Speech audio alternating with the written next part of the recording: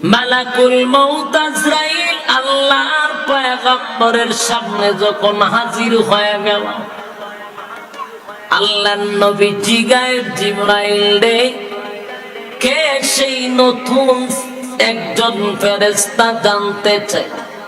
ডাক দিয়া বলল, নবী গো, উনি হলেন হাযা মালাকুল মউত আজরাইল। সুবহানাল্লাহ। উনি হলেন মালাকুল মউত আজরাইল। কারো কাছে অনুমতি চায় না, কিন্তু আপনার কাছে অনুমতি চায়। আল্লাহর নবী সেদিন মালাকুল মউত আজরাইলে বসায় রাখছে, বসে থাক, আমি আমার মালিকের থেকে অর্ডার না পাওয়া পর্যন্ত আমার শরীরে ধরতে দিব না। এটা একমাত্র আমার নবী ছাড়া কারো দ্বারা সম্ভব কথা হয় না। মালাকুল মউত আজরাইল পয়গম্বরের সামনে বসা। আল্লাহর পয়গম্বর বলেন, জিবরাইল রে, মালাকুল মউত আজরাইল কেন আসছে? আমার নেওয়ার জন্য নাকি? আল্লাহর নবীর চোখ বেয়ে বেয়ে পানি পড়া শুরু হয়ে গেল। জিবরাইল আলাইহিস সালাতু ওয়াস সালাম বলেন, নবী গো,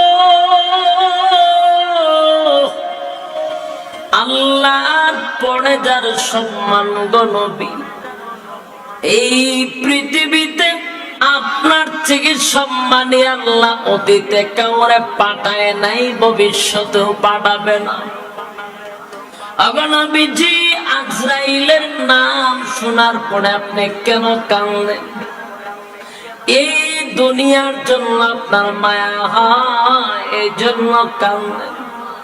নবী ইশারা দিলেন, না জিবরাইল না।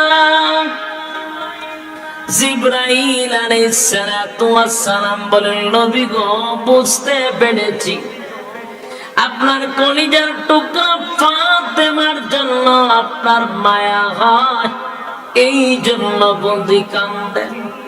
নবী ইশারা দেন, না জিবরাইল, আমার ফাতেমার জন্য আমি কাঁদি না, কারণ আমার আল্লাহ ঘোষণা দিছে, ফাতেমাতু সাইয়্যিদাতু নিসাই আহলিল জান্নাহ। ফাতেমা তো জান্নাতের সমস্ত নারীদের সর্দারনি হবে। কেন রে আমি ফাতেমার জন্য কাঁদব? এবার জিবরাইল বলেন, নবী গো, বুঝতে পেরেছি, মনে হয় গো হাসাইন আর হুসাইনের জন্য আপনি কাঁদেন। আল্লাহ